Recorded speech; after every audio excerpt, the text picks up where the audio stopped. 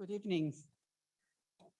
Your Excellencies, dear ambassadors, members of the ACG President's Cabinet, colleagues, friends, students, guests, on behalf of President Horner, I would like to welcome you to tonight's event. Unfortunately, President Horner could not be present, could not join us tonight, as he's currently in the US. This year's Venizelos Chair Lecture is an even more special event for us, as it has been organized along with two more events under the auspices of the Greece 2021 committee, as it coincides with the celebration of the Greek War of Independence. We would like to sincerely thank the president of the committee and the members of the committee. The Eleftherios Venizelos Chair was established in 2003, not only in recognition of Venizelos' contribution to this country, but also in acknowledgement of his role in facilitating the relocation of the college from Asia Minor to Greece following the catastrophe of Smyrna. We're very honored that this year we have, as the Venizelos Chair holder, Professor Roderick Beaton, who was also our first Kimon Friar lecturer back in 1994. At this point, I would like to invite my colleague, Professor Harris, who teaches history and politics here at Deree, to introduce our speaker.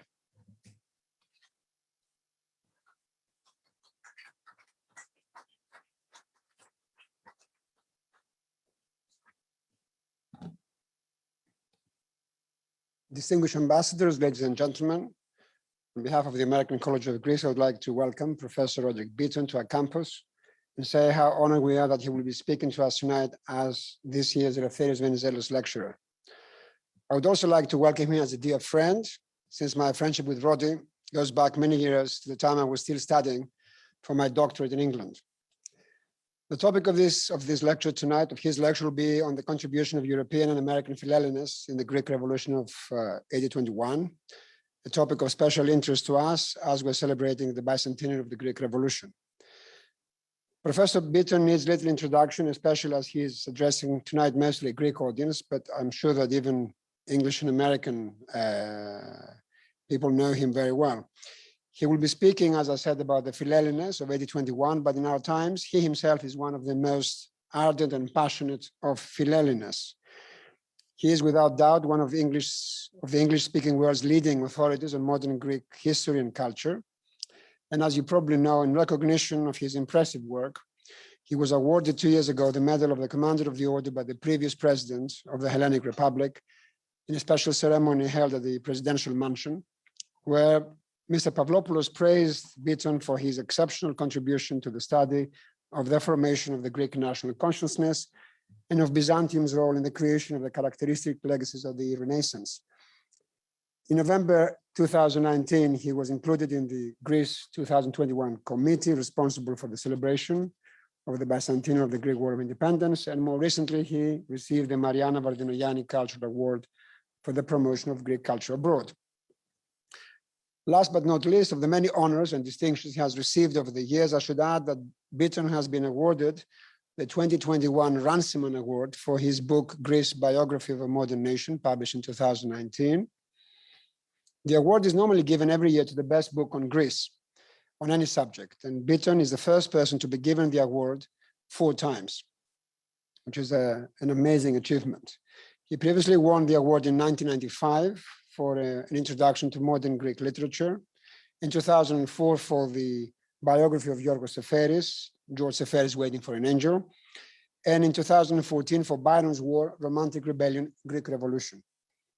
All these books have been published in Greece and have been praised by Greek historians, professors of literature, critics, and writers, and rightly so, because apart from his extraordinary erudition and scholarship, Beaton writes with compassion and clarity. It's not always the case that a book written by an academic is a pleasure to read. But in the case of Beaton, once you pick up his books, you want to go on reading them for hours at a time. Before I say a few words about 3 of his books that I find especially important in the present context, 2 of them actually are in the foyer, and after the lecture, there'll be a signing session.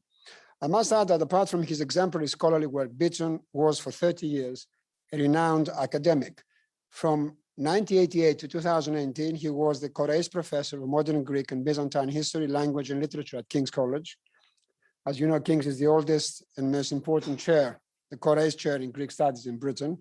He was also the director of the Center for Hellenic Studies from 2012 to 2016. And numerous students who had the fortune of being taught and supervised by him, and I happen to know personally quite a few of them, are now pursuing their own distinguished academic careers in Greece and abroad. And they all know how much Beaton has contributed to their work and success. Now, very briefly, about 3 of his many works. As you know, it's 50 years since the death of Philhellenes, and we're celebrating, if we can say that, celebrating the death of a person. Anyway, we're celebrating 50 years from his death. And I think that Beaton's biography of one of the world's greatest modernist poets is a timely and essential reading for all with an interest in 20th century Greek poetry, culture, and history. It is, I have to say, it's the first biography in any language of Philhellenes, and Beaton, drawing on a wealth of previously unknown material, explores in a fascinating way Philhellenes' personality, his division between his literary life, his professional life, and his private one, and how these lives intertwined with one another. By exploring the interplay between Philhellenes the poet and Philhellenes the diplomat, Philhellenes the public man and Philhellenes the private individual, Beaton sheds new light on Philhellenes' poetry, prose, and diaries. I just want to remind the audience that Beaton, by the way, has translated a selection from Philhellenes' diaries. I'm referring to the Levant journal published in 2007. The Philhellenes biography, Waiting for an Angel, was out of print for many years, but it will appear soon in a new edition published by Patakis. Patakis has also published 2 other of his books that are there in the foyer. As I said, I recommend this book not only to those who love the poetry of Philhellenes, but also to anyone who wants to understand the complex and traumatic history of modern Greece in the 20th century, because Philhellenes, as a diplomat, was of course very much involved with the current of the time. Just a personal note, when the Philhellenes biography came out in English almost 20 years ago, it was widely read by many English and American poets as well. One of them was Ireland's leading poet, Nobel Prize winner Seamus Heaney. One of Heaney's most political poems, which I have translated in Greek, is entitled Philhellenes in the Underworld, and it draws heavily on Beaton's work on Philhellenes. Heaney actually has a motto in his poem that he draws from Waiting for an Angel. Now, the second book is Beaton's Greece biography of a modern nation. That's also a very important work of scholarship. Although Beaton is not a trained historian, he has offered us a brilliant analysis of the history and politics of modern Greece. No doubt, the claims of Greek antiquity and European consciousness have always outweighed those of the modern Greek nation. Remember, when I was a student, you went to a bookshop and you saw the word Greece on the spine of a book. It was always ancient Greece. You have to define modern Greece because people, when they say Greece, always think of ancient Greece. But Beaton argues in this book that Greeks have been pioneers in modern times too, and that the nation's modern contribution to the identity of Europe should be recognized and understood. To quote the previous British ambassador, John Kitmer, himself a scholar, by the way, who just recently completed a book on the poetry of Yannis Ritsos, I quote from a review he wrote in the TLS. In casting his history of modern Greece as a biography of a modern nation, Beaton aims beyond tired controversies about continuities and discontinuity between ancient and modern Greece, focusing instead on the formation of modern Greek identity, how Greeks in modern times came to identify themselves as a nation, ethnos, and to embody that nation within a state, kratos. Early national champions such as Rigas and Koraes had contrasting ideas about what the nation and a new state might be. Beaton presents an illuminating analysis of this complex process of linguistic, religious, cultural, and political self-recognition and self-definition. By treating modern Greece as a biographical subject, a living entity, Beaton encourages us to take a fresh look at the people and culture long celebrated for their past, even as they strive to build a future as part of the European family. This striving, I must add, is not easy, as the question of identity, I'm referring to the recent referendum on Grexit, was once again put to the test. Finally, Beaton's fascinating book on Byron. I must admit it is of the 3 my favorite one. Perhaps because, as Roddy knows, in the past few years, I'm writing a long prose poem on Shelley, whose enthusiastic Hellenism, after all, he was the one that said we are all Greeks, had a great impact on Byron. Shelley, perhaps more than any other of Byron's friends or acquaintances, was the main reason why Byron decided to fight in the Greek War of Independence. I'm sure that in tonight's lecture, Beaton will touch upon the role played by Byron in the revolution, as he is par excellence the most famous of the European Philhellenes who fought and died for the Greek cause, probably offering more to the Greek cause by his death, because suddenly Greece became at the center of attention, of European attention. It will suffice to say that Byron's War is an exceptional book, an important contribution to literary and historical scholarship, and anyone with an interest not only in Byron and in Greek history, but also in revolutions, in romantic literature, should also read it. Beaton says in the introduction of the book that he has a twofold kind of scope. First of all, to trace Byron's long and often unexpected trajectory that would take him from the romantic rebelliousness of his most famous poems to political action in the cause of a revolution. And secondly, to tell the story of what Byron actually did once he got to Greece, how his high-profile involvement was understood at the time by the people he had gone to help, and the effect he had on the Greek Revolution. One of the most interesting about the book on Byron is his relationship with Mavrokordatos and his decision to back Mavrokordatos in his fight with the warlords, Kolokotronis, etc., that was to determine, as we know, the future political orientation of Greece, but also its continuing distrust to Europe and to those that actually helped us in the past. Again, if you remember with the previous government, with all the Grexit problem we had, suddenly we decided to seek assistance from Russia instead actually for looking to our Western friends. And finally, if I may just be allowed a teaser ad, in about a month, if I'm correct, there's going to be a new book by Roderick. Its title is The Greeks, A Global History. Obviously, retirement from kings, as we say in Greek, was doro ex uranu, because Roddy, and for us, the readers, because Roddy in that period of time has written two major books and edited another one. And in the Greeks, Beaton traces, I've read the book actually because he sent me a PDF, so I can actually tell you what the book is about. He traces the history of the Greeks from the Mycenaean, from the Bronze Age, the Mycenaeans who built fortresses at home and strong trade routes abroad, to the conquest of Alexander the Great, to the Byzantines who sought to export Christianity worldwide, to today's Greek diaspora, which flourishes in 5 continents. As most of you actually know, and I have to add that, the college, Deree, owes its name to such a successful Greek, generous Greek of the diaspora. And in the words of Paul Cartledge, the book encapsulates the manifold achievements of one of the globe's most creative and inspirational peoples. And on this point, I would like to call Roderick Beaton to the podium. I'm sure he will have a lot to say about how these creative people inspired many others to come and fight for their liberation. Thank you very much.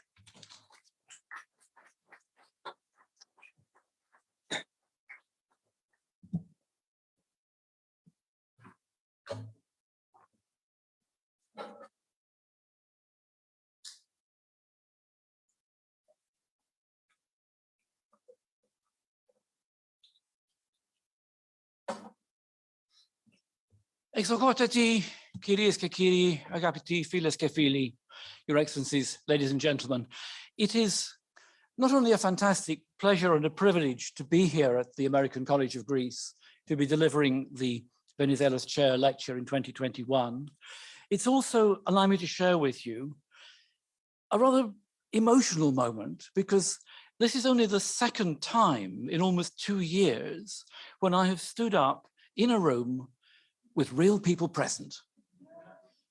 Those of you who made it through the risks of COVID and the thunder and the rain this evening to come and be present, thank you, Apokardias.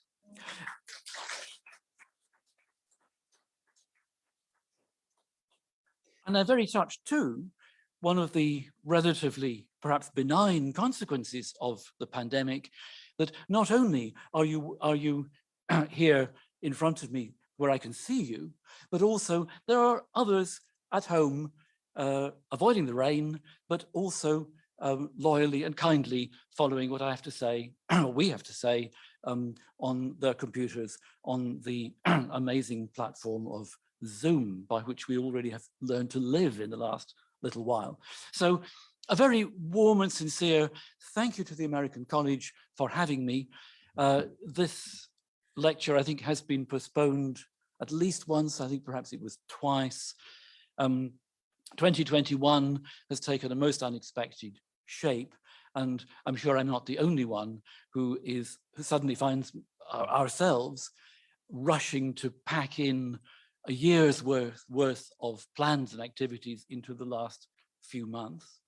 And I'm also especially pleased and proud that Mrs. Angelopoulou and the Epitropie Ecosiena, the Committee 2021, has endorsed this event as part of its official celebrations for the 200th anniversary.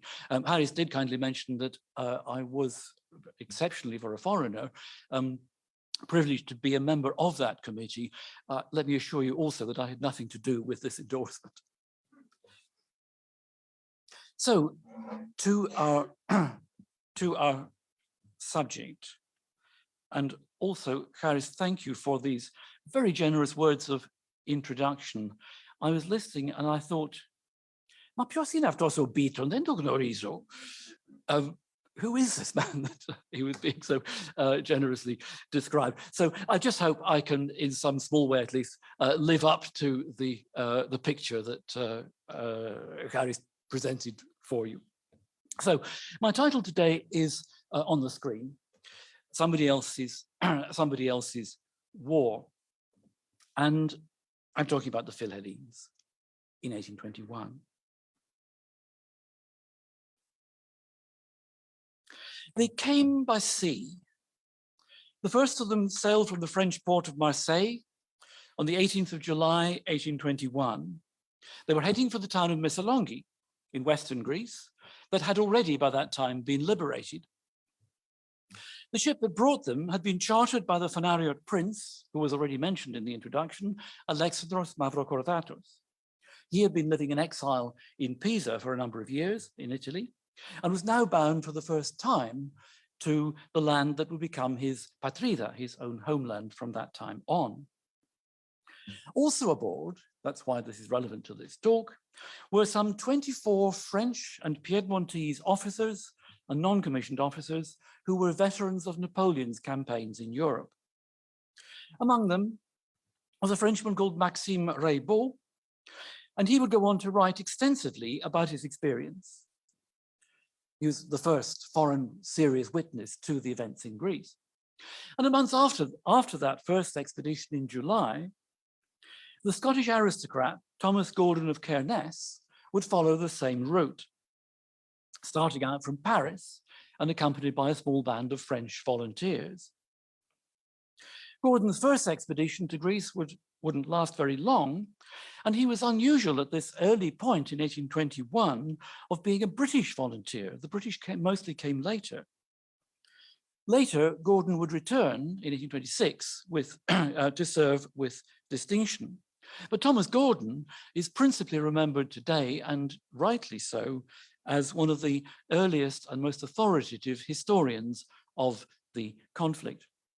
The translation of his history, published in 1861 by Alexandros Papadiamandis, was published recently by the Voliton Ellinon.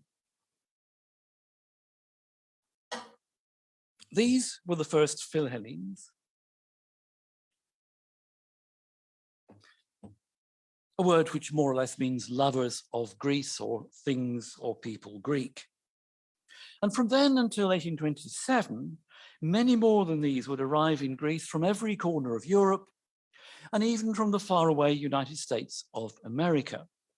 Altogether, these volunteers would number about 1,200 people taking up arms, risking and in many cases losing their lives in what I'm calling in my title, somebody else's war. Μια ξένη υπόθεση, ξένος πόλεμος, someone else's war. And the reasons for that, I want to come back to discuss a little bit later. As many as 1 in 3 of these 1,200 would lose their lives, either in battle or from disease. And of those who survived, a great many would at some point abandon the cause and returned home in various states of disillusion and ill health. But they kept on coming. During the second year of the revolution, 1822, another 300 set out from Marseille. Notice these numbers, they're not huge. In May that year, 1822, a battalion of Philhellenes, Tagmaton Philhellenon, was formed. And this force was fatally sent out to try to stop the Ottoman counterattack when a large army came down through western Greece towards Missolonghi, through Epirus. And the Battle of Petta, fought near the town of Arta on 16th July, or 4th or 16th July 1822, was one of the very few pitched battles of the entire war. It was a battle, unlike most of the revolution, fought along conventional, disciplined lines. And from the Greek and Philhellenic point of view, it was a disaster. The foreign volunteers were all but annihilated. But still, they kept coming. In London, a Greek committee was formed at the end of February 1823. The slide shows the building, now long vanished, where they met. But interestingly, I discovered it's only a couple of doors down along the Strand from King's College, London, where I taught for almost 40 years. Among the early recruits to the London Greek Committee was the poet and international celebrity of whom Harris spoke, George Gordon, Lord Byron. Byron, at this time, was living in the Italian port city of Genoa. But in July, partly persuaded or encouraged by the emissaries of the London Greek Committee, Byron set sail for Greece, determined to take a hand in the struggle. Byron's expedition was short-lived, but it was also to become probably the most famous Philhellenic expedition of them all, until it ended in the tragic waste that was Byron's death from fever at Missolonghi in April 1824. But over the 2 years after that, the London Greek Committee dispatched to Greece no fewer than 10 shipments of volunteers, military supplies, and latterly money, and I'll come back to the money again later.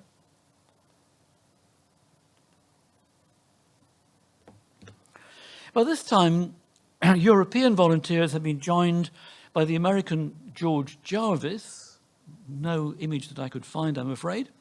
But this American had been living in Hamburg at the time, and he travelled from there to Greece in 1822 and took part in just about every campaign between then and 1826. Jarvis became a fluent Greek speaker, known to his Greek comrades as Kapitan Zervos. Another American, this time one who crossed the Atlantic, whom you see on the left-hand side of the slide, was a young doctor from Boston, Massachusetts, Samuel Gridley Howe.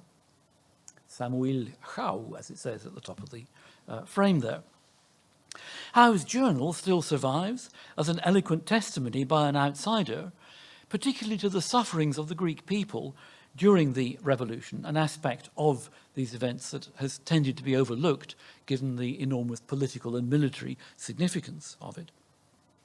And he it was, Samuel Howe, who brought back to America one of the helmets that Byron had taken with him from Italy to Greece. So far as we know, Byron never actually wore this helmet in Greece, which was probably a matter of good taste on his part. But the helmet remained in Boston until 1924, when Howe's heirs bequeathed it to the Greek state on the anniversary of Byron's death. And it's since that time that it has been on display in the National Historical Museum here in Athens. And the final burst of Philhellenic activity by active volunteers reached its peak during the crisis years of 1825 and 1826. This was the time of the deadliest counterattack by the Ottomans. The fate of the revolution for almost 2 years hung in the balance. Sultan Mahmud II had come up with a plan to reconquer the territories he'd lost to the Greek insurgents, a plan that was very nearly foolproof. His vassal, Muhammad Ali of Egypt, was induced to contribute a newly modernized fleet from Alexandria under the command of Muhammad's son, Ibrahim Pasha. So while Ottoman land forces again moved down from the north, on the top of the slide, Ibrahim landed on the south coast of the Peloponnese in February 1825, and over the next 2.5 years, the Ottoman army and the Egyptian fleet between them reversed nearly everything that the Greeks had gained since 1821. I suspect, I've had the feeling that histories of the revolution don't really fully bring out just how precarious the whole future of the Greek state was at that time. By the early summer of 1827, it looked as though liberated Greece was on the point of disappearing. Part of that process was the fall of Missolonghi on the 22nd or 10th or 22nd of April 1826, and the heroic exodus, exodos, of the defenders. And these events in particular sent shockwaves right around the world. In Paris, a new Greek committee was founded, and French citizens came together to raise money. They dispatched several new expeditions to Greece to help the beleaguered insurgents. Among British volunteers who returned to Greece at this time were Thomas Gordon and the brilliant naval captain and strategist Frank Abney Hastings. Two more high-profile new arrivals the following year were Sir Richard Church and Thomas Cochrane, later Baron Cochrane of Dundonald in Scotland. Sorry. Church had taken part in the campaign in 1809, the British campaign, which seized 6 of the 7 Ionian islands from the French, and he'd remained there for several years afterwards, serving in the British Army. His role there was to recruit and train Greek volunteers, and many of those were refugees from mainland Greece, most famously among them, of course, Theodoros Kolokotronis, who got his military training first from the Russians, then from the French, and finally from the British, between 1806 and 1821 in the Ionian Islands. And Church and the Hieros του Moria, the old man of the Morea, were great friends. Cochrane, on the other hand, was in every sense a revolutionary. He'd been dismissed from the British Royal Navy for insubordination, and he'd gone on to enlist in the service of no fewer than 3 revolutionary states in South America, Chile, Peru, and Brazil. Cochrane was flamboyant, unconventional. The Church doesn't look very conventional either, if you ask me. He had established a reputation for winning all his battles, and the provisional government of Greece was determined to try to recruit him to help their cause. Cochrane's role became to build up a regular Greek navy. But of all the Philhellenes, I think that only Cochrane really deserves to be termed a mercenary rather than a volunteer, or as well as a volunteer. I say this because it was only after a lot of haggling that Cochrane agreed to accept the terms offered by the provisional government, and the terms concerned a large packet of money, and this was money that had actually been raised by private investors in London to aid the Greek government. So one of the ironies of the very first of the Greek international loans was that a significant, not a huge amount, but a portion of it was actually reclaimed by another Brit to pay his own expenses. Other countries were contributing no less conspicuously. The month of December 1826 saw the long-anticipated arrival of the frigate Hellas, built in a shipyard in New York and funded by American money to strengthen the embryonic Greek navy. The story of the building of this ship, like many of these stories, including the London loans, is one of scandalous profiteering. But it was the most tangible and indeed formidable of all the contributions of the war effort that came from America. At about the same time, the end of 1826, a group of about a dozen officers arrived from Bavaria under the command of this man, the soldier and artist, Colonel Karl Wilhelm von Heideck.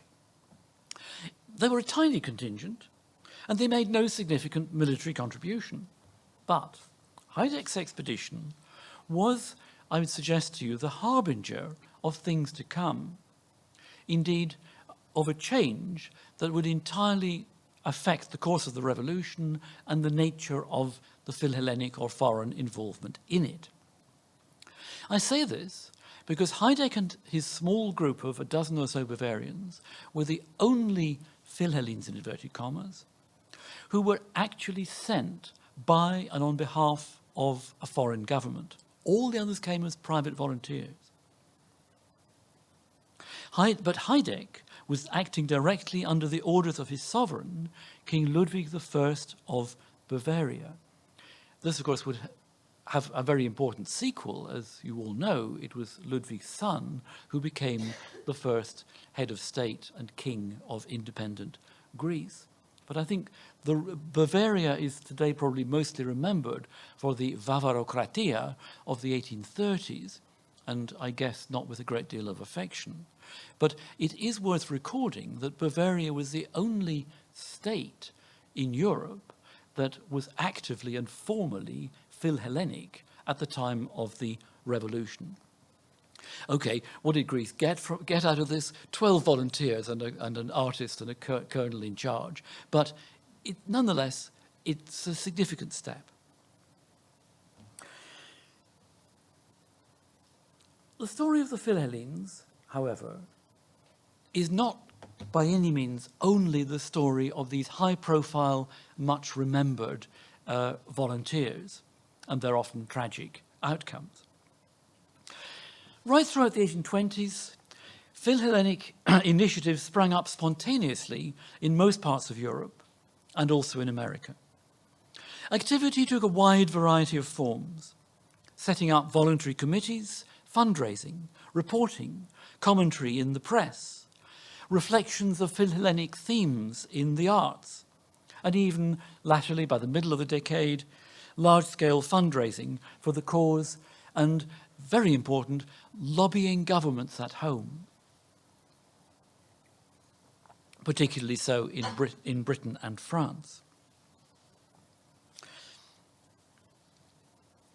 In these cases, it's impossible to quantify how many people were involved in these activities, unlike the 1,200 active volunteers, but it's many times more, we can be sure of that. It's thousands. All this activity, taken together, has convincingly been described by the French scholar Denis Barrault as a European-wide movement. He has a splendid encyclopedic book called Le Mouvement Philhellénique, the Philhellenic movement. Anybody could take part. And there were many other ways for people to help the cause than to take up arms and risk everything actually coming to Greece to fight, and largely in vain. So it's time now to turn to those volunteers whom Barrault, I think, tellingly and usefully terms the Philhellenes of the home front.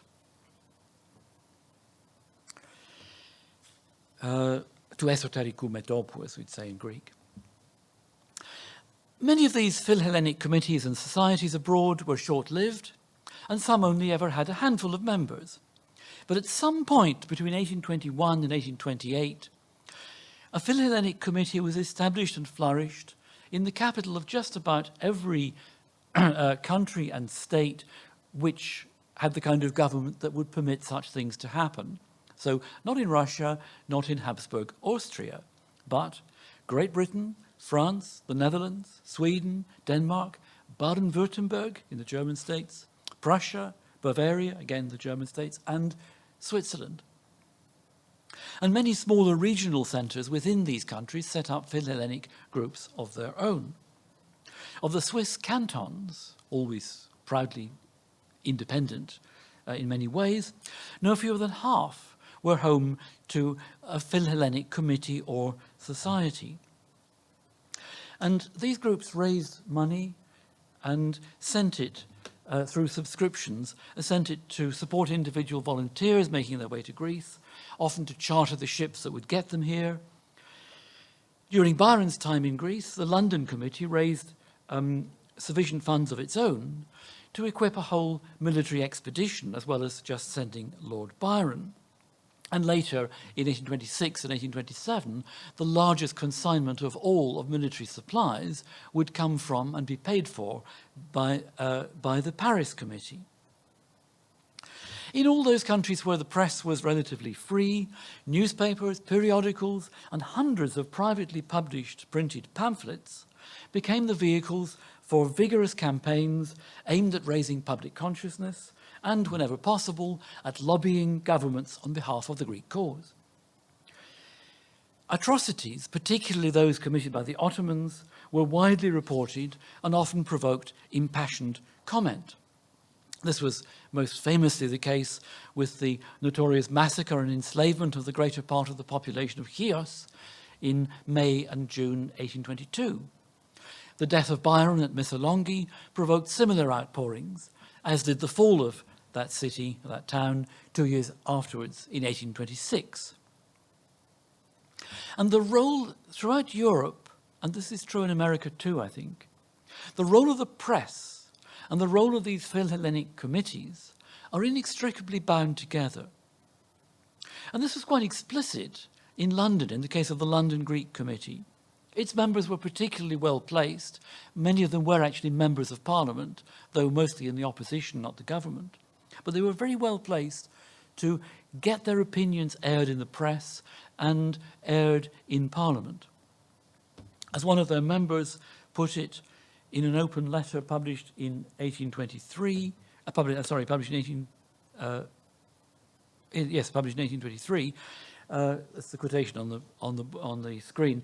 There's one empire that which they can never subdue, the enemies of Greece, he means, the empire of opinion, the liberty of the press, in Greek Eleftherios, and those bold capitals shrieked just as loudly in 1823 as the same format still does on social media today. The cause of Greece and the impact of the Philhellenic movement in Europe constitute a chapter in the wider history of the emancipation of the press and the rise of modern mass media, particularly as a political force. Turning now to the arts, in poetry, drama, and painting, there are lots of examples of poetic sentiments, feelings, support being expressed. Lord Byron, of course, the most famous example, though actually what Byron wrote before he made his fateful decision to come to Greece in 1823 is actually tantalizingly ambivalent. Others were more outspoken. His friend that Harris mentioned earlier, Percy Bysshe Shelley, in the autumn of 1821 wrote a verse drama, an updated version of Aeschylus' The Persians, applied to contemporary events in Greece. And this verse drama contains the brief polemical preface that Harris also mentioned, in which the poet famously declared, "We are all Greeks." And in that same preface, Shelley became one of the first to build on the idea that had begun to circulate in Europe some decades beforehand, that modern European civilization as a whole owes an immense debt to Greece. Now, in 1821, according to Shelley, writing in Pisa in Italy in 1821, was the time for us, Europeans, non-Greeks, to begin repaying that debt. In France, some of the most famous names in early 19th century literature dedicated poems to the Greek cause.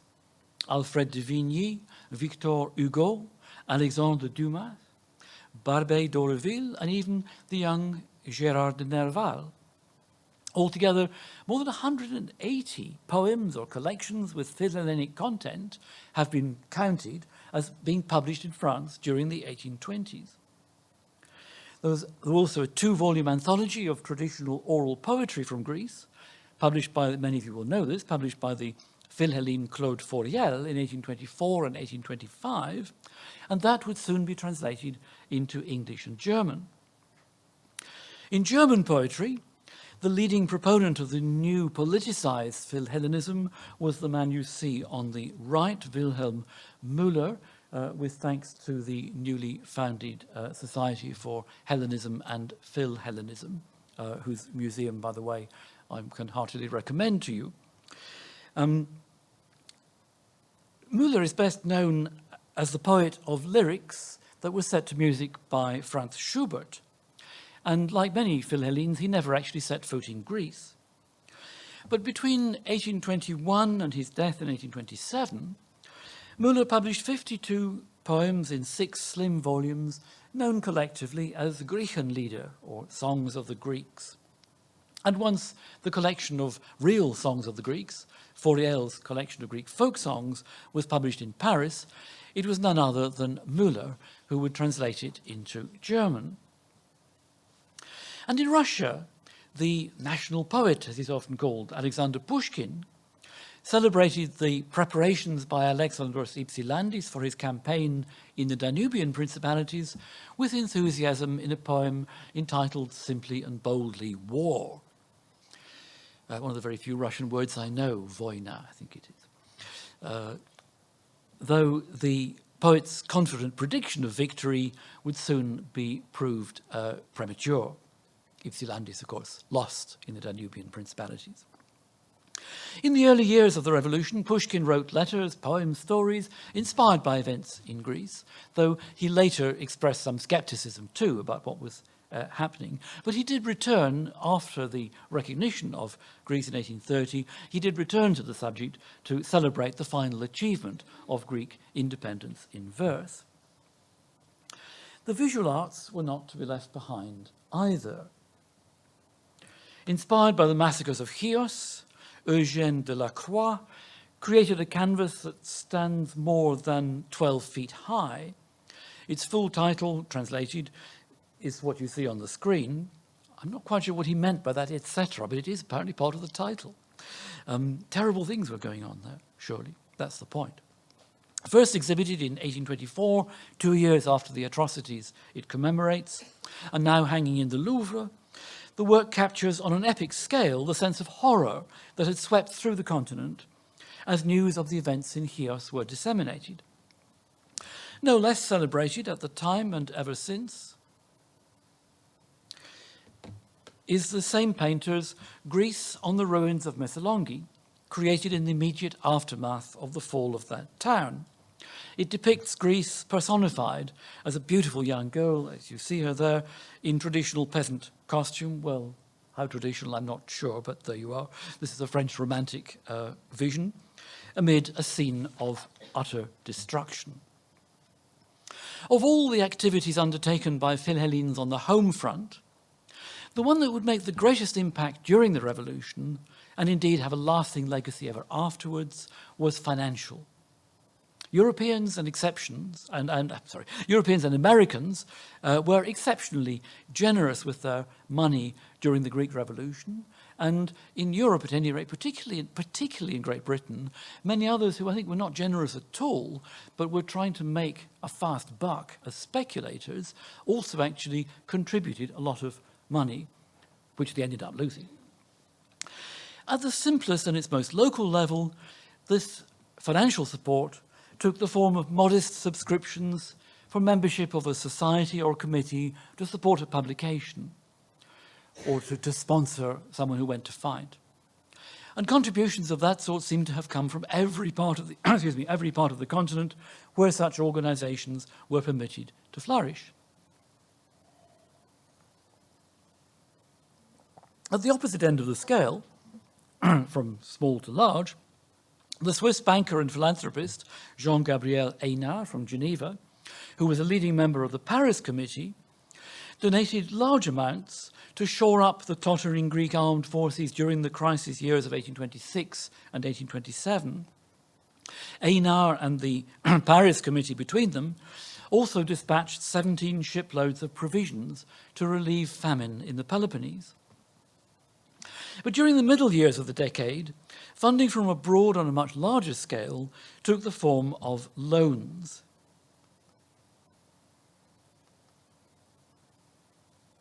This time, the initiative belonged to the provisional government of Greece. But Philhellenes abroad were central to the realization of these plans, and far from innocent either of some of the scandals that would result. As early as the spring of 1823, the provisional government recognized the potential value of cash from abroad and drew up plans to raise huge loans. They're using the agricultural potential of lands liberated from the Ottomans as security, and several rival schemes were put forward. In the end, 2 loans were secured, both of them raised in London, and both of them with central involvement by the London Greek Committee. This is where the private speculators were involved. It's often said that the British government lent money to Greece. Later it would, but not then. This was private money, it was speculation, and it was not altruistic. Some of those involved were pilloried afterwards for the corruption that was blatantly carrying on in London at the time. Much was written about scandals and misappropriation in Greece, but I have to say the honours are about evenly distributed between London and Greece for where things went wrong.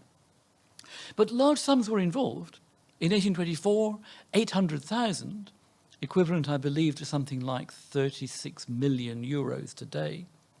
And a second, even larger loan was floated in February 1825 with a nominal value of £2 million sterling. As I said, the story of these loans is mired in scandal. There was insider dealing in London, and much was wasted in Greece too. And I think there's still an open debate about actually how effect, or at least what the actual effect of this influx of foreign cash was in 1824 and 1825. We can maybe talk about that in the question and answers later.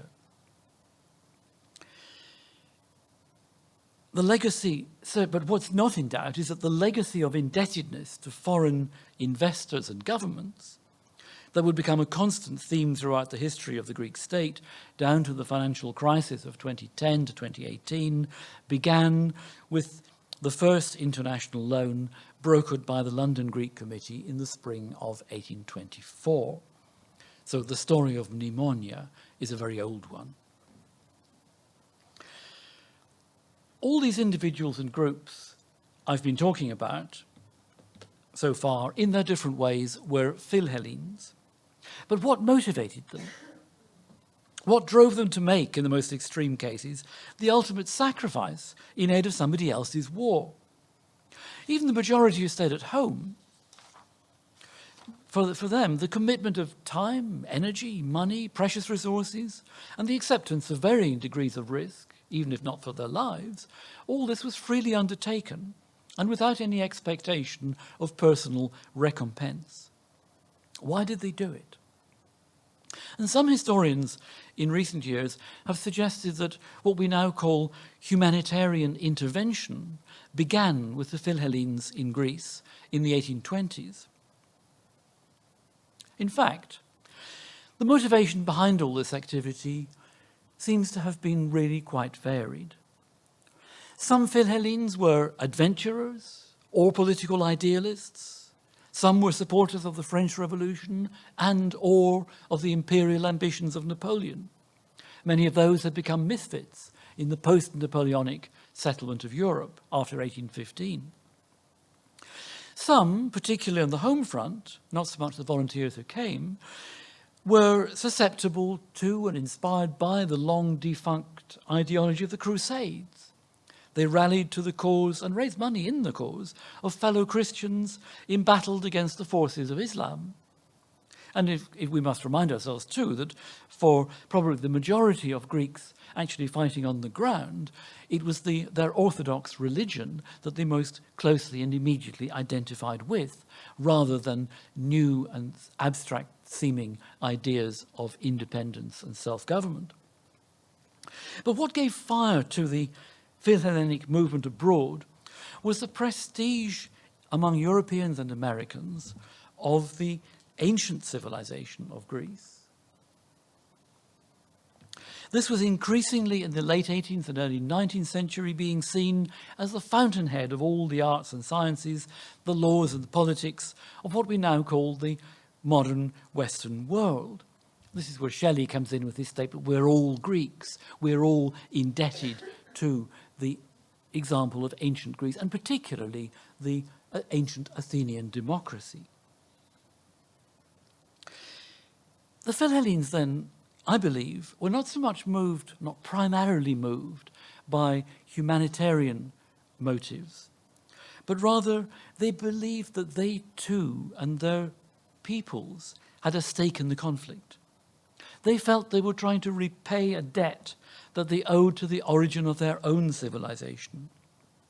In the eyes of all these Europeans and Americans of the early 19th century, the Ottomans stood in the way of an emerging new civilized world that was going to be built on classical and particularly Greek and particularly Athenian foundations. And these, if you like, in modern terms, they were stakeholders in that European project. That, I believe, was the call that the volunteers were responding to.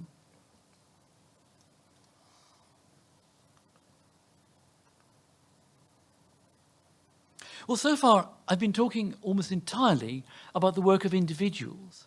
And these are a couple of monuments commemorating their individual contribution and often their sacrifice.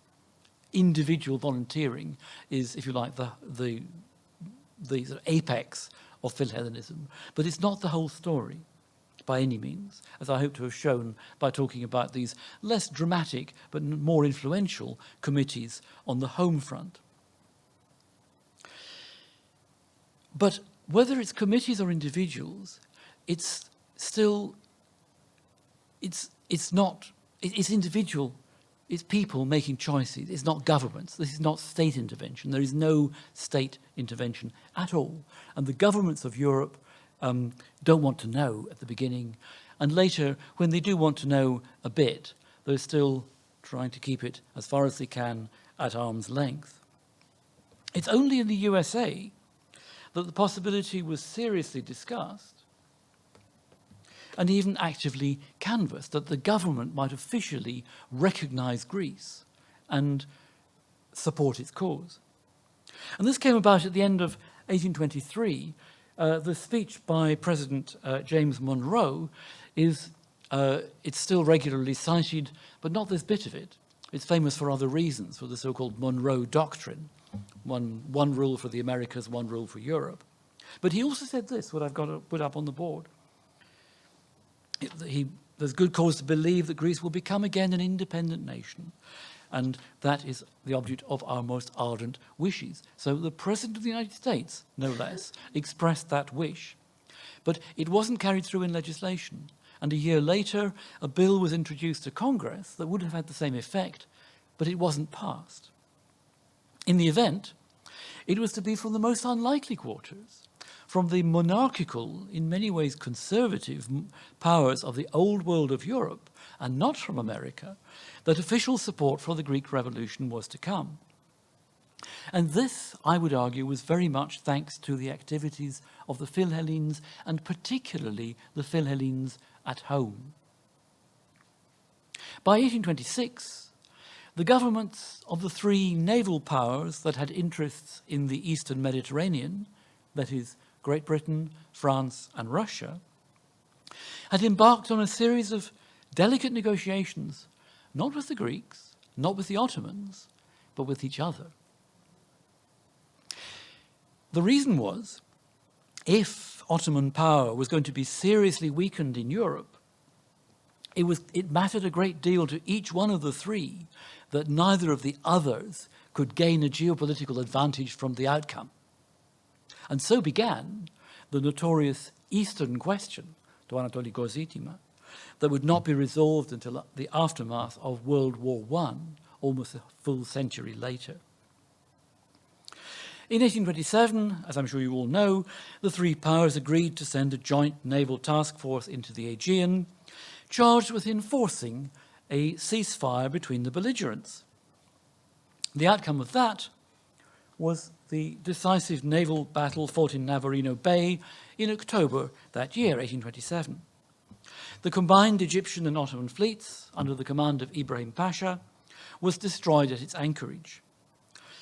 No longer would the fate of Greece be determined by military action on the ground, or indeed, I have to say this, by the actions of Greek patriots themselves fighting for their livelihoods and their lives here in Greece, but rather in the capitals of Europe, in diplomatic circles, and also on battlefields far from the Aegean, mostly in the Caucasus and in the Balkans, where the Russian and Ottoman empires fought yet another of the interminable series of wars between those two great empires of the 18th and 19th centuries. In Greece, the military figures who entered the conflict from 1827 onwards did so not as individual volunteers, but under orders from their own governments and wearing the uniforms of their own country's armed services. Some of these have also been commemorated here in Greece as Philhellenes, such as the case of Edward Codrington, the British admiral in command of the combined fleet at Navarino, and there's a street opposite the Philhellenios, or those Codringtonos, which commemorates him. Similarly, General Nicolas Maison, in charge of French land forces that took the surrender of Ibrahim's remaining troops and the garrisons of the Peloponnese in 1827 and 1828. But the role of these individuals and those who served under them was in fact quite different. Their importance was their role was very important, but they and the men under them were not here in Greece as volunteers, as the Philhellenes had been. They didn't fight under the banner of the provisional government of Greece, but under the armed forces of their own nations. So the personal sentiments of those who fought, and in a few cases also died here, however well disposed they may individually have been to the Greeks, were in that sense strictly not relevant. They weren't here as a matter of choice. That said, many of the true Philhellenes did stay on in Greece after the Battle of Navarino. And here, since we're in the American College, it's appropriate that we should, more or less, not quite, but end with the American Samuel Gridley Howe, whom you saw earlier. He was an energetic and humane man, a trained doctor. He established a hospital on the island of Poros in 1827. Later, and he helped with the orphanage in Aegina, across the water from here. Later, putting practical solutions ahead of veneration for the classical past,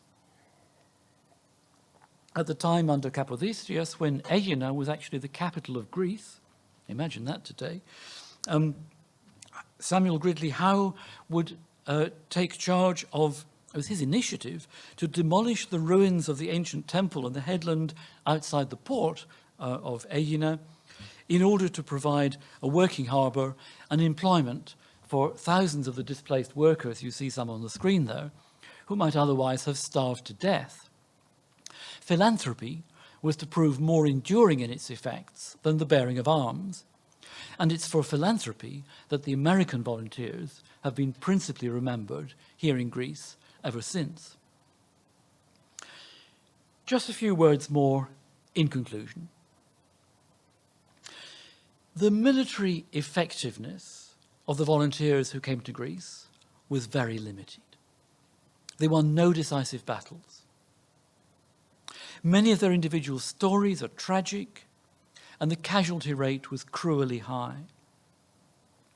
But the very fact that they were here at all was the foot in the door that would lead to the much more broadly based Philhellenic movement on the home front. If there hadn't been these high-profile volunteers from these countries here in Greece to be reported on back home. It may well have been that the majority who stayed back at home wouldn't have known, they wouldn't have cared so much, they wouldn't have been so effective. Philhellenic committees and societies were at their most effective and influential when it came to channeling financial donations and raising those speculative, in some ways notorious, loans on behalf of the provisional government of Greece.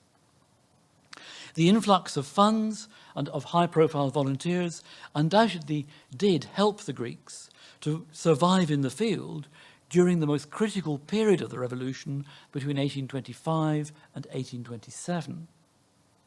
And it was during the same period that the governments of Great Britain, France, and Russia were finally persuaded to take a hand in the conflict.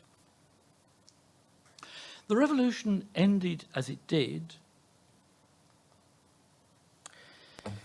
with international recognition for a fully and legally independent Greek state in 1830, in large measure because the most far-sighted of the Greek leaders, again mention Eleftherios Mavrokordatos, had successfully campaigned here in Greece to internationalize their conflict by drawing in the great powers of Europe. It was that vital development that sealed the outcome of the entire revolution. And a key role in bringing it about had been played both by the individual Philhellenes who came to Greece and by the wider movement of European and American Philhellenism. Thank you for listening. Σας ευχαριστώ για την ακρόαση.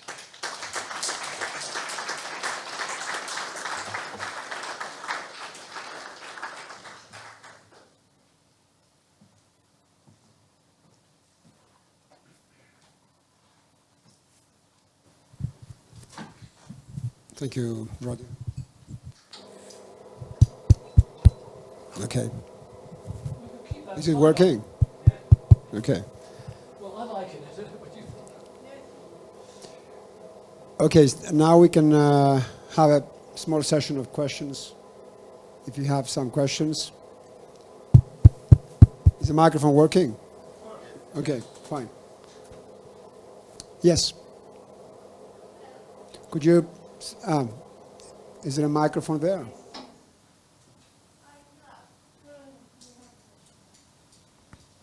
So with the danger of Could you please identify yourself and Hi, stand up? I'm Yeah. Juliana. I study here economics. And I have a question. It might sound kind of incoherent, though, because I just thought about it. But when you help another nation, you said it was because they felt that they were indebted to the culture.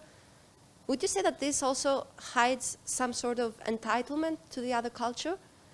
And to expand on that, well, I don't know how to phrase it, but the Greek identity, the national identity, was only forming at this period. And having like this movement of Philhellenes coming here and sort of imposing this classical identity on Greeks, would you say that sort of slowed down the modern identity to rise? And we have some implications up to now that we are looking for foreign verification for our identity. Is there any validity to that, maybe? Yes, you're spot on. And of course, you know, much has been said and written about the relation between the great powers and Greece after independence, what I think you call a sense of entitlement. Of course there is. That's part of it. It's, if you like, that's the, well, from the Greek point of view, that's the downside, perhaps, of this sense of a debt existing in the first place, and particularly the, or to put it another way, this foreign idea that there is something at risk in Greece which belongs to us.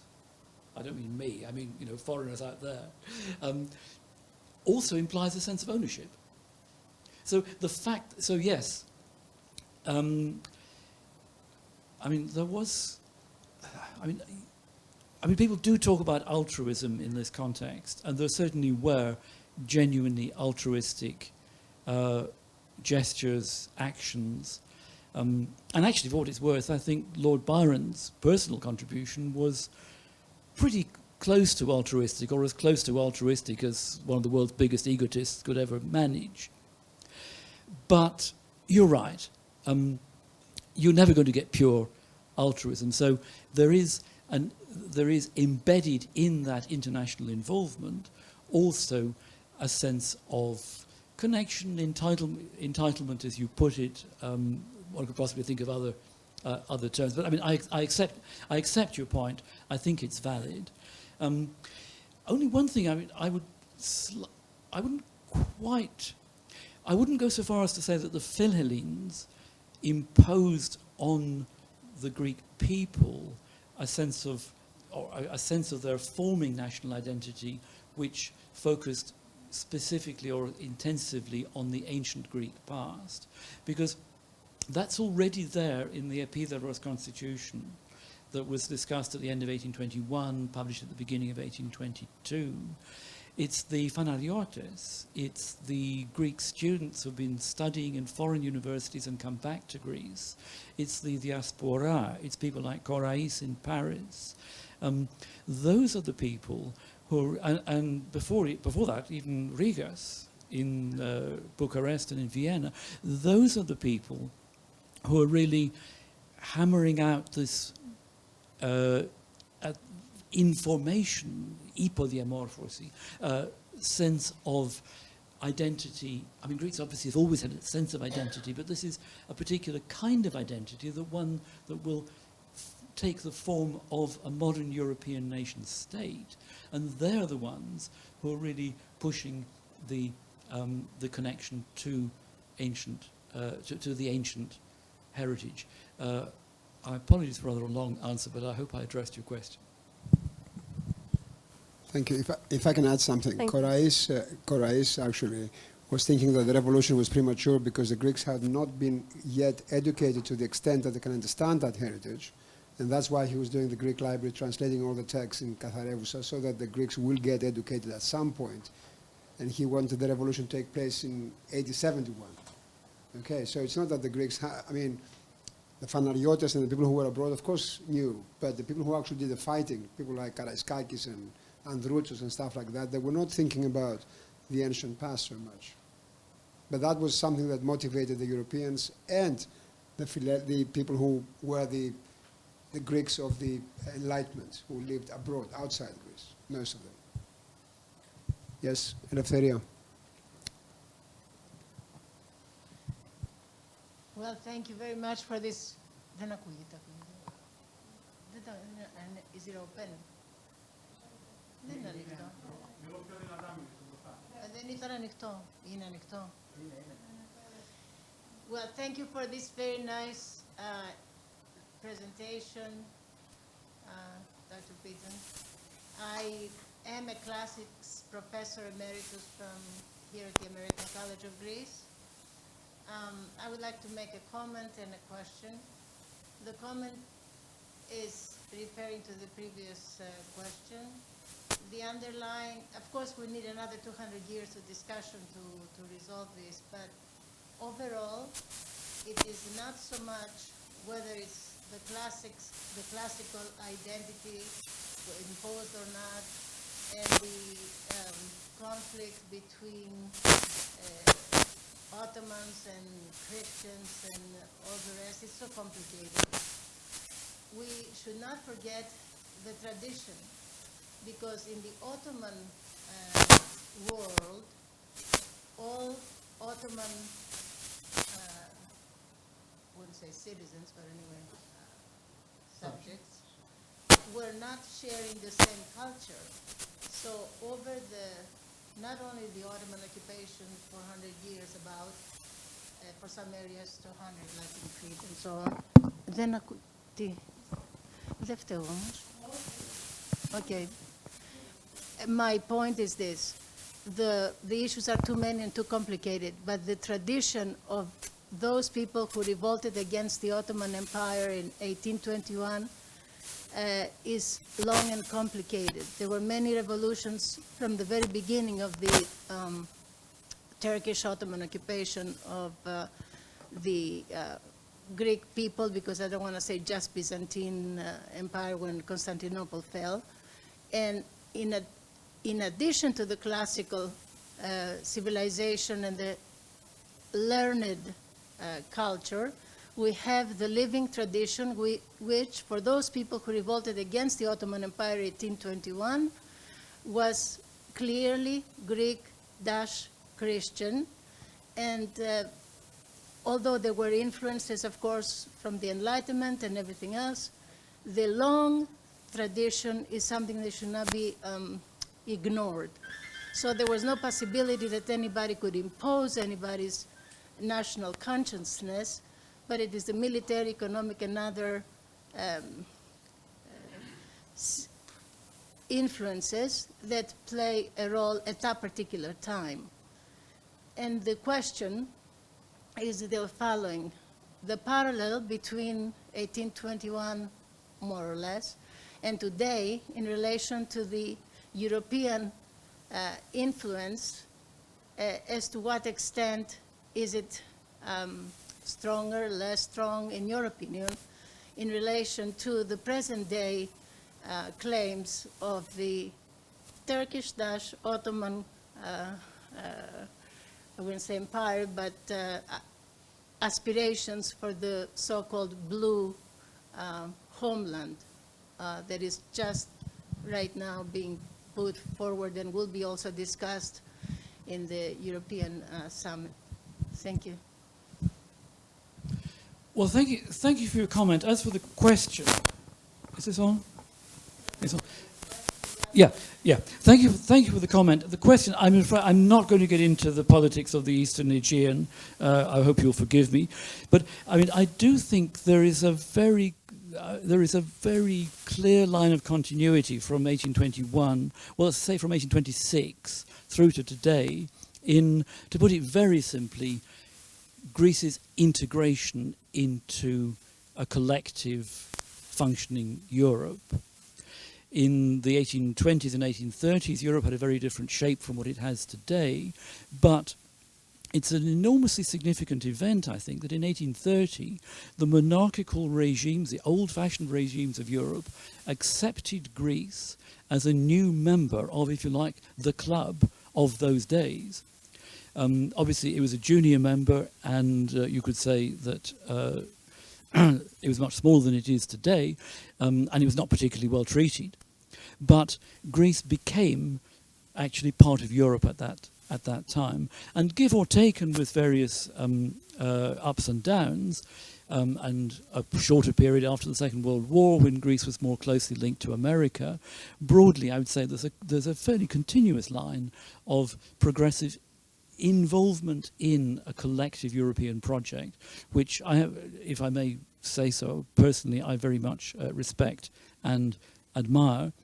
And again, just my personal opinion for what it's worth, I think the appalling and undeserved sacrifices that the Greek people were made to make during the last decade by the European institutions have mercifully not weakened in the long term that all-important relationship. But it goes back to the 1820s. Thank you, Rodney. Yes. No, I was going to say something which I would like you to comment. In Greece, we are celebrating our national heroes, which are the warlords, Kolokotronis, Androutsos, etc., etc. But for some reason, Mavrokordatos is a black sheep, and not so much in academic work. I'm talking about the popular imagination. And it's something that, I mean, the Fanariotes and those people who are the Westerners, who came outside without actually knowing anything about Greece when they actually arrived. The fighting was done by what we celebrate today as national heroes. Kolokotronis, of course, we have a statue of him. We have roads named after Karaiskakis. We have a stadium. But no one actually mentions Mavrokordatos, as if his contribution was, in a way, negative. Although we know from the civil wars during the War of Independence that obviously these people would fight against each other so much.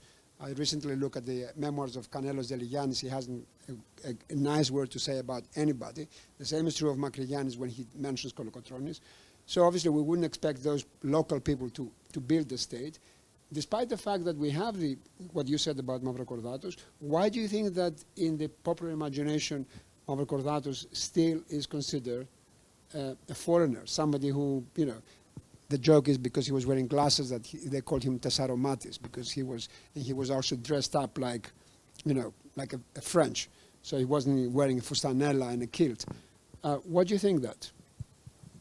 Well, yes, I mean, there is one, I mean, there are multiple ironies here. I mean, one is that Mavrokordatos wore his frako and his redigota and the thick spectacles and so on, but all the Philhellenes dressed in the local Greek style. So Mavrokordatos looked even more odd. And I mean, he's sort of classically unheroic. I mean, he was 5 foot tall. He was quite fat. He wore the glass. You know, he was nobody's idea of a hero, but he was a brilliant man. He was fluent in he could speak and write 8 languages, including Ottoman Turkish and ancient Greek. He was a master politician, and it's always a matter of sadness to me that he's not mentioned more and commemorated more.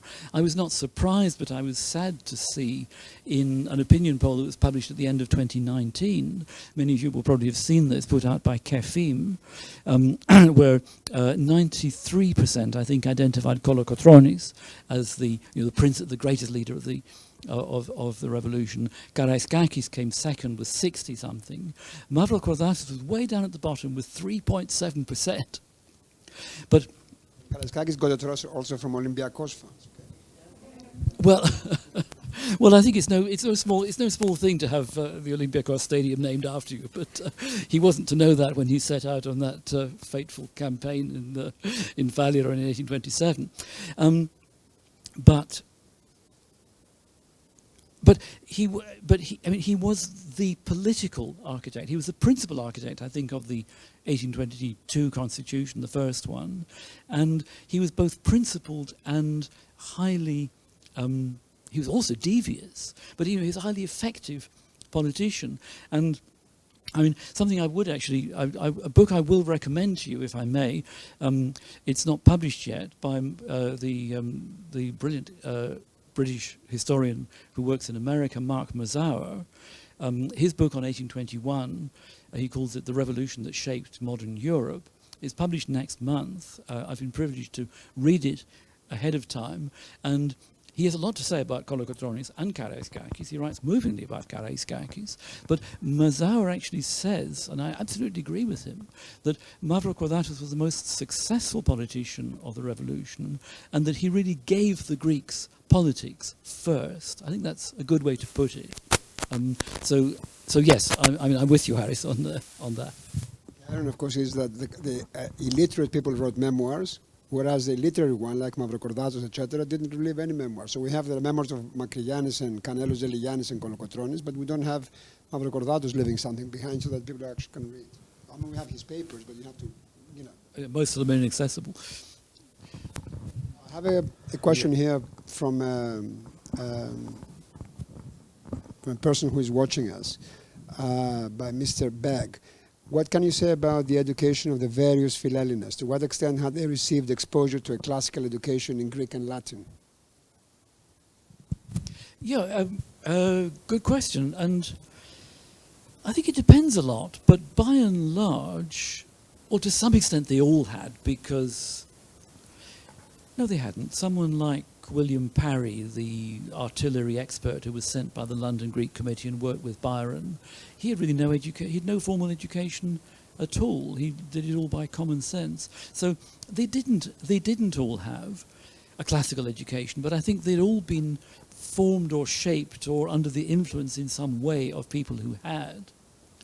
And actually Byron's classical education was much less than most of the British people of his class at the time. Notoriously, his ancient Greek was never very good. He was far better at Latin. So, but yes, I think the short answer to the question is most of them had some awareness at least, of the classical background. And I think it is, so far as one can generalize at all, probably fair to say that it was identification with their idea of ancient Greece that probably resonated the most with them. But it's not only that. I mean, many of them, they're also political radicals. Some of them are, they're Republicans and they're revolutionaries.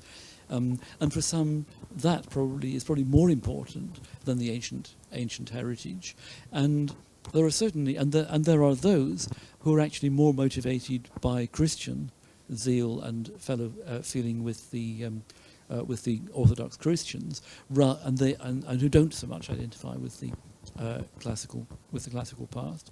I have a question that actually comes from the States, from our Vice President Jay Summons, and he says, I quote, "Harris, I wish I could have been there to thank Professor Beaton for his superb lecture in person.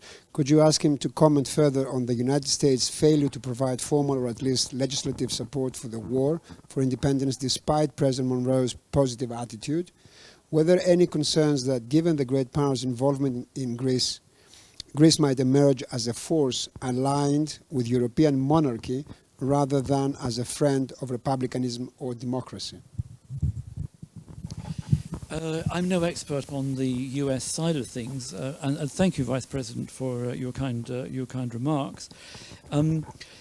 My guess is that President Monroe, like almost all American presidents, was a realist.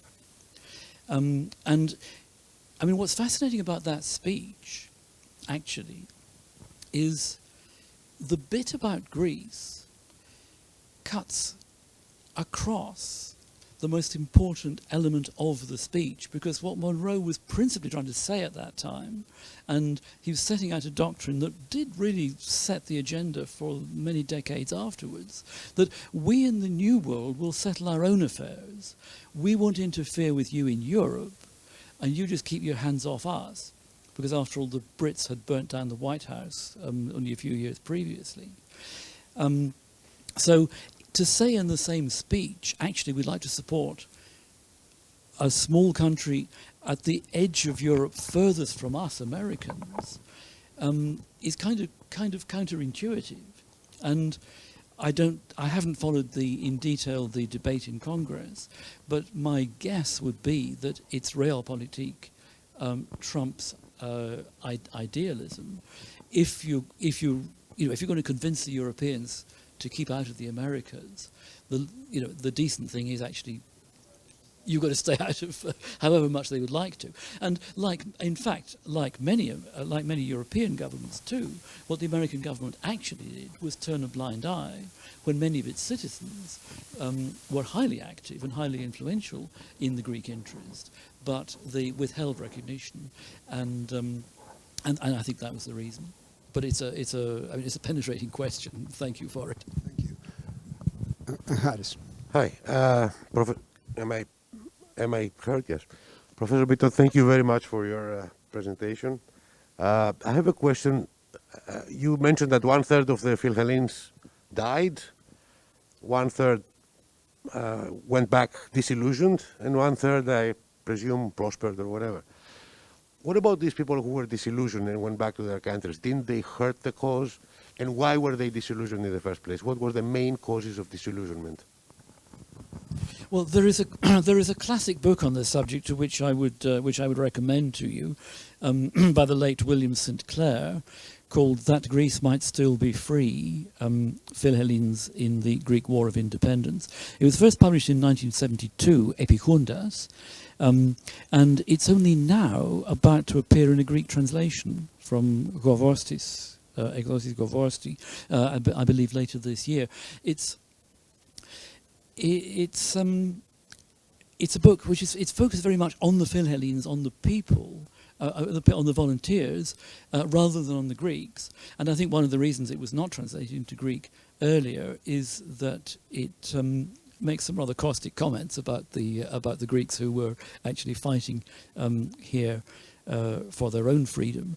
But it's the fullest and most readable account of the Philhellenes, their various motives, and St. Clair he does rather pile it on with some of the hard luck stories or the stories of desperation of people who went mad, they became ill, they went back, and some did actually publish very negative accounts of what they'd done, and I forget details now, but there is quite a lot of there are quite a lot of details in his book of some of the efforts that were made by people who had been disillusioned to try to warn other Europeans not to come and volunteer, and there was a kind of propaganda, two-way warfare in Europe, to some extent in America as well. I mean, Howe went back to America at one stage. He was trying to drum up support, and he met a lot of opposition as well. I think, in fact, thank you for your question for highlighting.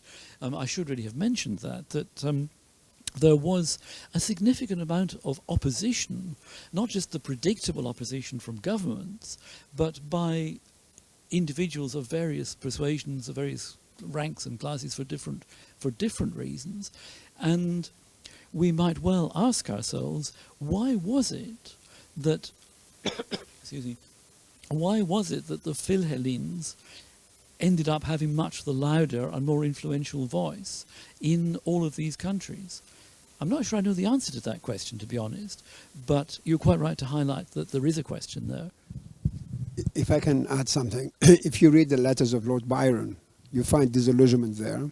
When he sends letters from Kefalonia, before he goes to Messaloniki, he already knows that the situation among the Greeks is almost in the midst of civil war, and he changes his mind. He doesn't want to go there, but then he says, well, since I'm here, I must do something. And he's already stuck. So the letters of Byron are not very positive on what was happening in Greece, and also because of what Roderick mentioned. They had an idea about Greece. They came to Greece and they saw something else. I mean, the people they met were not the Epaminondas or Themistocles or Pericles. They saw factions of people fighting against each other, bloody wars. And a lot of people in Messaloniki, for example, spoke Arvanitika. They didn't speak even Greek. And that, of course, created a kind of disillusion. Yeah, but they came with ideas. I mean, Byron, Roderick showed the helmet. They came here, they thought they were going to meet Alexander the Great or somebody. Not that they didn't fight heroically, of course they did, but they met something else, something that didn't confirm with what they had in their heads. Yes, I mean, Shelley has a famous, in that same preface where he uses the phrase, we are all Greeks, he has this extraordinary phrase. He says, and he talks of the ancient Greeks as those glorious beings whom the human imagination can scarcely comprehend. And in a way that spells it out. Many, not all, but many with who had the benefit of a classical education in Europe had created an ideal of ancient Greece, which actually no real human society ever at any time could plausibly live up to. It wasn't just that the Greeks were found wanting, were not, didn't match up. The British or the Americans or the French at the same time wouldn't have either. This astonishing sort of putting ancient Greece on a huge pedestal. Very influential in this is the German art historian Johann Joachim Winckelmann, whose history of ancient art was published in 1864, and he was the one who famously said, before it was being said in Greek, as it was said later by Calvos, for instance, we in future, we Europeans, need to imitate the ancients. But Winckelmann also, I mean, he died long before the revolution, so his ideas weren't tested against reality. But Winckelmann was one of those for whom the ancient Greeks were so perfect that anything that modern Europeans try to do is always by definition going to fall short. And that's partly what I was referring to in my answer to the very first question, that the Greeks had foisted on them, but in those early years also, I think, voluntarily bought into a Philhellenic, in inverted commas, ideal of what Greece ought to be, but it was one that, by definition, they were bound to fall short of.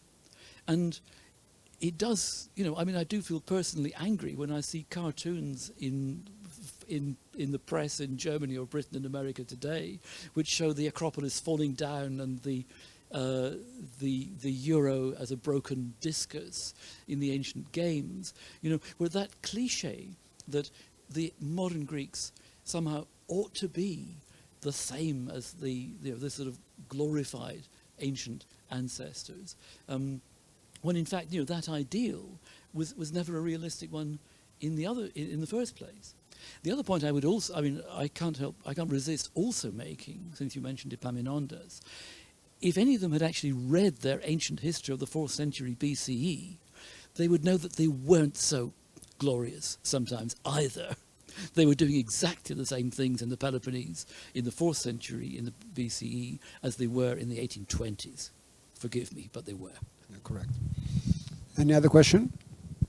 Yes.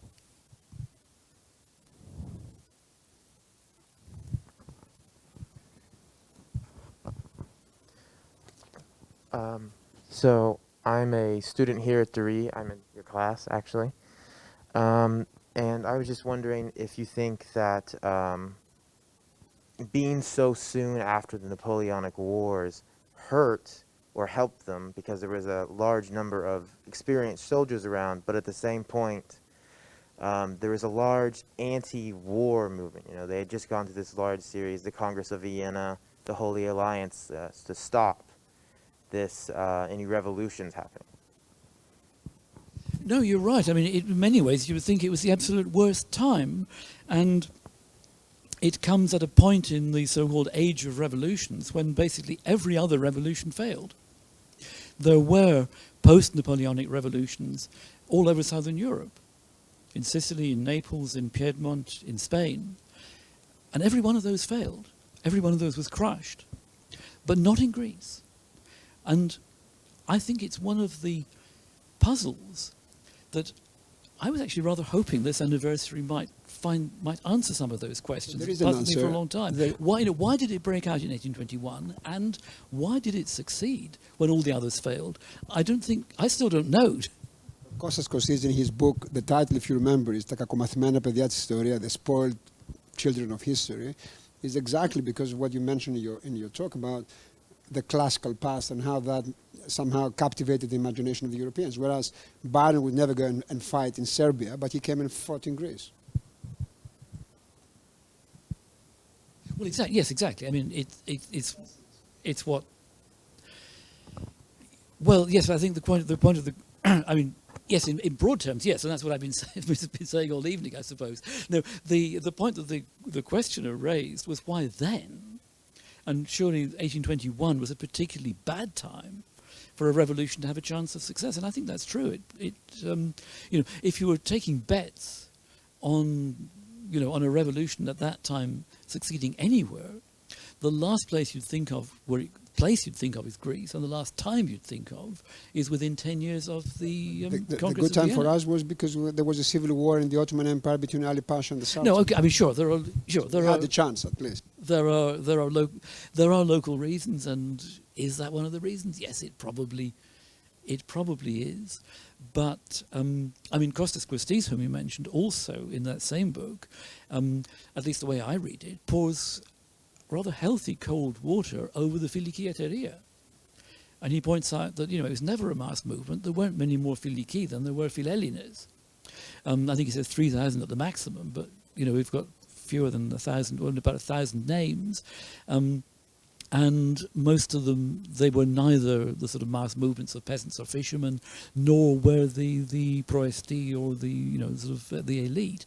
So why did the Philhellenes actually have an important influence other than lighting the match? What was the influence of the Philhellenes? I think there are a lot of questions like that I'm rather hoping when the anniversary razzmatazz and excitement dies down, we will have some reflections coming out of discussions perhaps like, I'd like to think like this one, which might help us to answer these questions, because there's an awful lot that I think probably both in the way history is taught here in Greece, but also to the extent that the Greek Revolution is remembered and people talk about it abroad at all, and some do, you know, the way it's perceived and understood, there are things we take for granted. And I think it's time, 200 years is a good moment to begin not debunking them by any means. I'm not suggesting that at all, but just asking some of these questions again. Actually, why, how, why then? Any other question? Okay. Rod, you didn't, it's not something we can discuss now, but you didn't, since you spoke about the Philhellenes and all this kind of ancient past, it's slightly ironic that the new Greek state that was created was a monarchy with a Catholic Bavarian king. And although you mentioned religion, the way the new state began its life through the intervention of the great powers with the Bavarian king who was Catholic, that in a way wasn't a good start in a way. But this is another discussion, I suppose. I don't know. You may want to comment on that. Well, yes, I mean, again, as we've both said several times already, there are a great many historical ironies here, and one is that the first king was a Catholic who was king of an Orthodox country. There were, I mean, really, perhaps something I ought to have said more about was often the ways in which Philhellenes and Hellenes simply failed to understand one another, and I'm not just talking about the language they spoke, but with all of the things you mention, let's also not forget that Otto was born and brought up a Philhellene. He was the son of a Philhellene. He came from a Philhellenic country, one which was so Philhellenic that one of its school teachers, whose name is notorious, was so annoyed at the general culture of Philhellenism that he spent 6 years writing a book trying to prove that the modern Greeks were not descended from the ancient Greeks at all. That would not have happened either if Bavaria had not been so intensely Philhellenic. So 2 things, I think. One, I would like to give Otto credit for his genuine Philhellenism. And secondly, since a classic book by the late John Petropoulos, which must be half a century old now, 1968 I think it was, we haven't got a new study of the Bavarocracy. And I think it's a fascinating period between 1830 and 1843 that we don't really know enough about. Just an anecdote and we finish. Since you mentioned about the language between the Philhellenes and the Greeks, I don't know whether you know the story that Byron came to Greece accompanied by this very Tichodioctis, by a scoundrel called Trelawney, the name also. And Trelawney wanted to find the cave where Androuchos was hiding.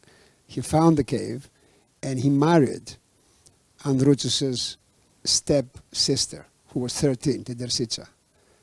What language did they speak, the two of them, in the cave? You can guess. So you can have also that language that actually unites the foreigners with Greeks. When he went back to England, he left Tersica in Kefalonia, I think, and then he wrote a wonderful book, his memoirs of Byron and Shelley in Greece, which I also recommend. Now, Roderick is going to do the signing of his books at the back room, so anyone who wants to have the books dedicated by Professor Beaton should go there. Thank you very much, all of you.